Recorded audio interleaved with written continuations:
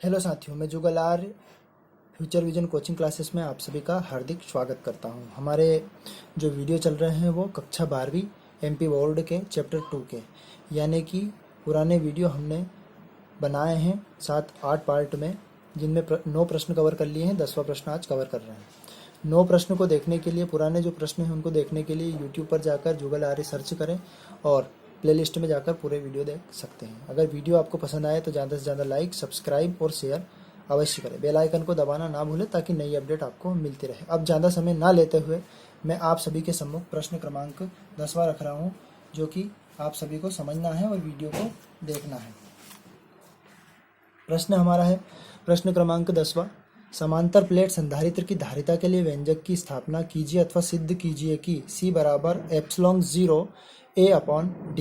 ये व्यंजक सिद्ध करेंगे। सबसे पहले इसका डायग्राम बनाते हैं। तो इसका डायग्राम है, दो समांतर प्लेटें हैं, क्योंकि प्रश्न में बताया गया समांतर प्लेट संधारित्र के लिए व्यंजक की स्थापना कीजिए। सबसे पहले हम समांतर प्लेटें बनाते हैं। तो एक प्लेट हम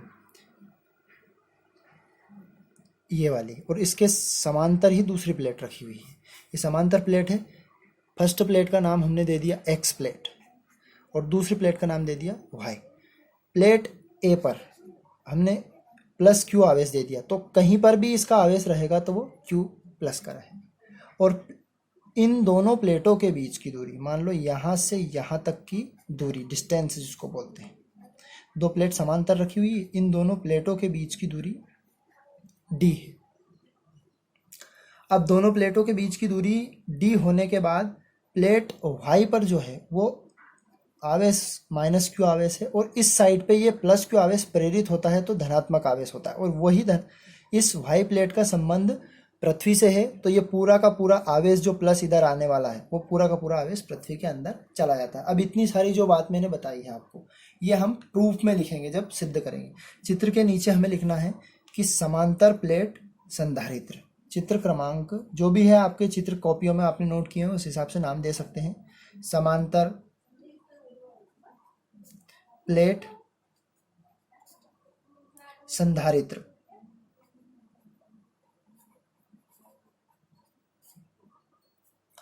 अब इसको हम सिद्ध करते हैं। तो सबसे पहले व्यंजक को प्रूव करने के लिए हम लिखेंगे, माना एक्स और वाई दो समांतर प्लेटें हैं। माना एक्स, वाई और कर सकते हैं, वो वाई दो समांतर प्लेटें हैं। एक्स और वाई दो समांतर प्लेटें हैं। प्लेट एक्स यानी कि एक्स प्लेट पर प्लस क्यू व वाई प्लेट पर माइनस क्यू आवेश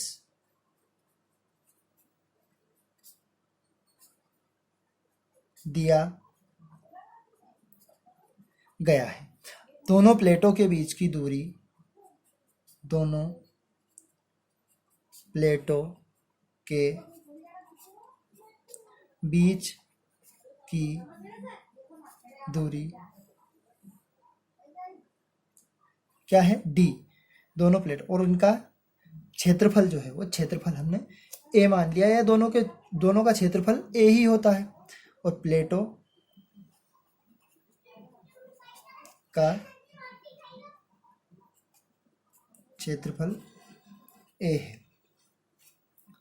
अब दोनों प्लेट एक्स और वाई प्लेट का विभवांतर वो हो जाएगा आपका v। तब प्लेट एक्स व वाई का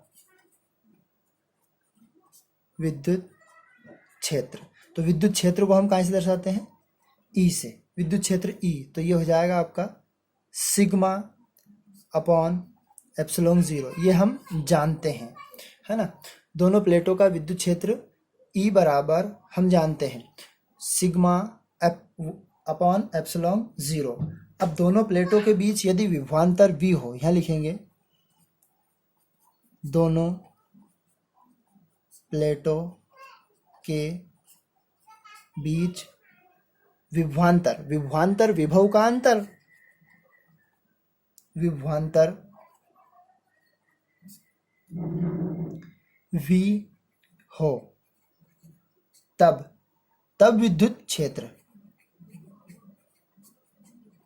तब विद्युत क्षेत्र, दोनों प्लेटों के बीच विभवांतर, दोनों प्लेटों के बीच विभवांतर V हो तब विद्युत क्षेत्र। तो विद्युत क्षेत्र को हम दर्शाते हैं E से, तो E बराबर, अब विभवांतर यहाँ पर सिग्मा था, अब विभवांतर यहाँ हो जाएगा V और दोनों प्लेटों के बीच की दूरी क्या हो जाएगी D, तो इसका क्रॉस गुणा कर देंगे इधर, तो ये V बराबर E इंटू डी हो जाएगा। V बराबर, सॉरी माफ करना,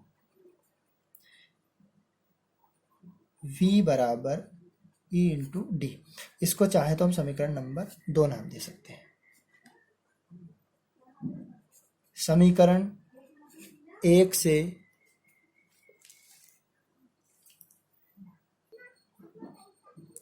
समीकरण 1 से E का मान समीकरण 2 में रखने पर, तो समीकरण नंबर 1 से E का मान क्या है, समीकरण नंबर 1 से आपका E का मान है E बराबर सिग्मा अपॉन एप्सिलॉन 0, तो ये समीकरण 2 में रखा जाएगा। तो समीकरण नंबर 2 क्या है आपका, V बराबर E इंटू डी, तो ये हम मान रखेंगे समीकरण नंबर 2 में। V बराबर E का मान मैंने अभी आपको बताया सिग्मा इंटू डी अपॉन क्या हो जाएगा एप्सिलॉन 0, है ना, ये हो गया।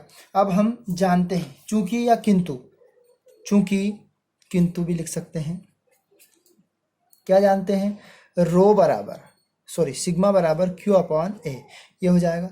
अब सिग्मा का मान समीकरण इसको दे सकते हैं नाम या फिर सीधा भी रख सकते हैं, V बराबर सिग्मा की जगह पे आ जाएगा ये Q इंटू डी और A इंटू एप्सिलॉन 0, ये हो गया हमारा धारिता की परिभाषा से।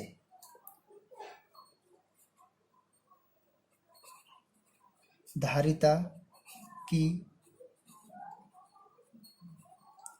परिभाषा से, तो धारिता की परिभाषा से हम क्या जानते हैं, धारिता की परिभाषा है C बराबर, हमने पुराने प्रश्न में कवर किया है, धारिता की परिभाषा है हमारी C बराबर Q अपॉन V।